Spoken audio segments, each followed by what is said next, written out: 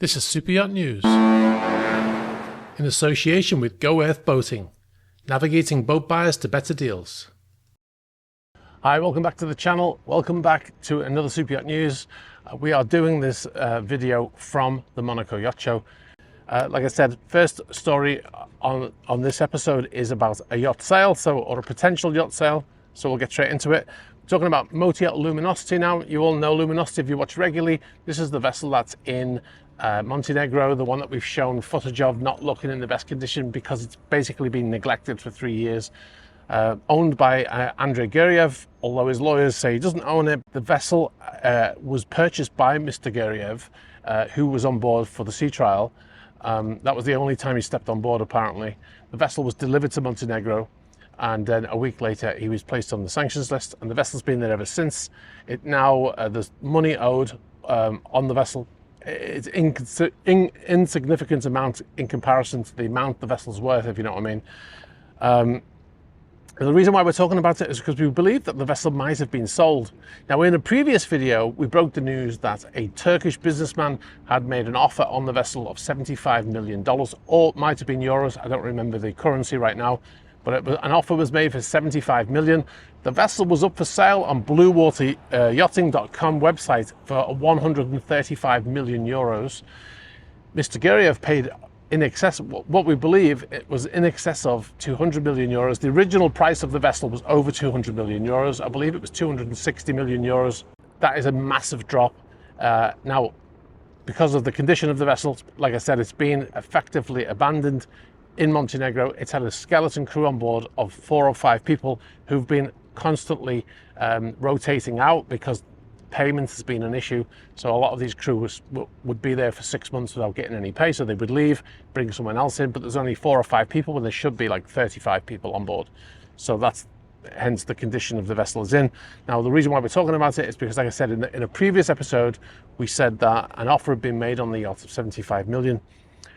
Since August, third week in August is the last time we can see that the yacht was advertised on the Blue Water Yachting website. Now, that doesn't necessarily mean it's been sold. There could be other reasons for that, but it's been there the entire time it's been for sale. The owner was getting a license to sell the vessel because of the sanctions. He needed a special license in order to sell it. He had one, it expired, it didn't sell. He was applying for another one. That was the last we heard, and now the vessel's been unlisted from that website. So that offer of 75 million may have been accepted.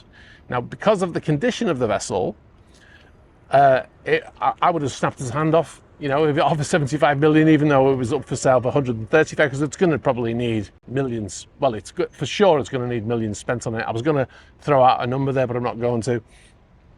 The person that we believe made that offer is Mr. Yildirim from the Yildirim Group in Turkey, like a Turkish businessman. Not many Turkish businessmen in a position to buy a yacht in those circumstances, right? He already owns 2. He owns Axioma, he owns Alfa Nero, which are both here in Monaco or out at anchor, and they're both for sale.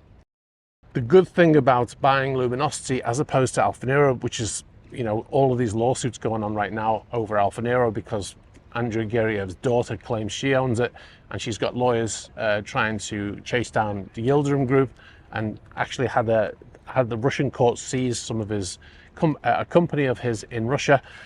The difference between that yacht and this yacht is that in the potentially the sale of this yacht, he would be buying it from the owner who's selling it under license, right? So there's far less likely to be any sort of lawsuit if he buys this vessel. What's interesting is that while there's a lawsuit going on over Alfa Nero with the Gurievs under the guise of his daughter owning the vessel, he's potentially, because like I said, it's an unnamed Turkish businessman, so it might be somebody else, but potentially he's made an offer to buy Luminosity whilst this lawsuit's going on the other vessel, and it's the same people involved, which is kind of weird in itself, right? Apart from the fact that the engines probably haven't been turned over for 3 years, has 36 tons of batteries. According to Boats International, this is the largest battery pack of any yacht afloat at the time of the build in 2022. The vessel was delivered. If you're in Montenegro, you're on another boat, you probably know about this vessel already.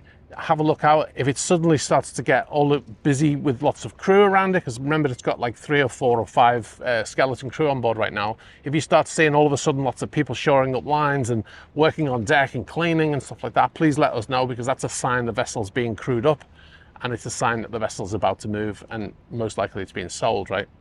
We'll move on to our next story. This is about a vessel in New Zealand, a small boat. I think it was an 18 meter boat. Sank for the second time in 4 months.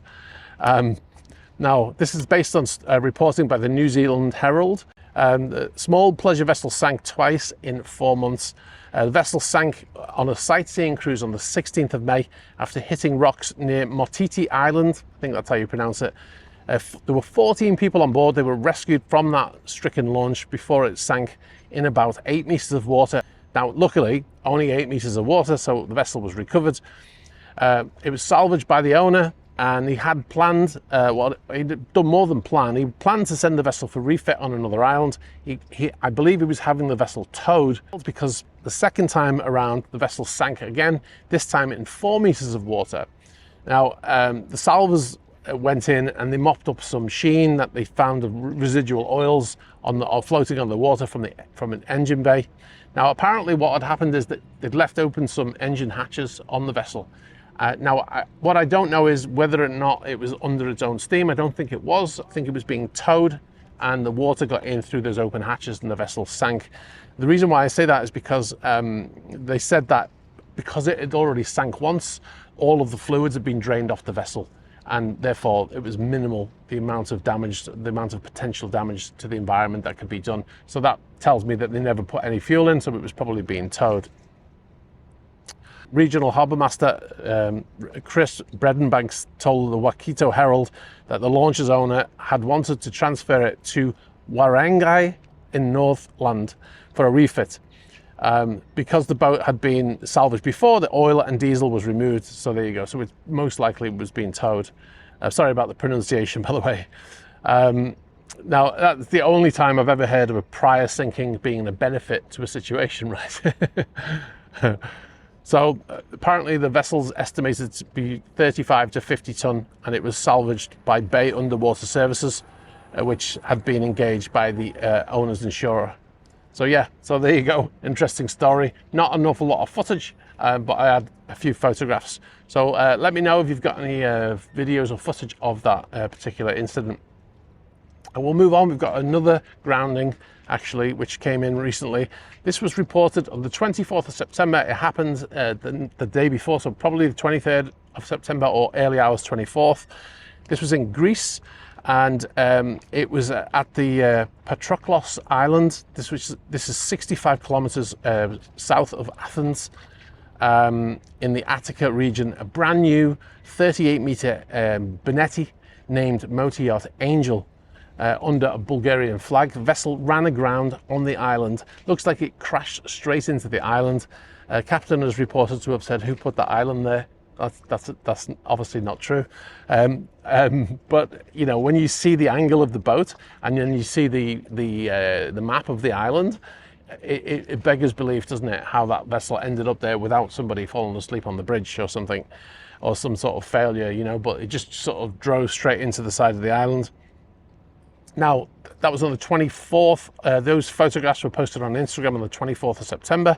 Obviously, it is the 27th of September now, so 3 days later. The vessel is still there, according to AIS. As you can see here, the AIS data is 10 hours old as we took that screen grab, so it's probably about 12 hours old now.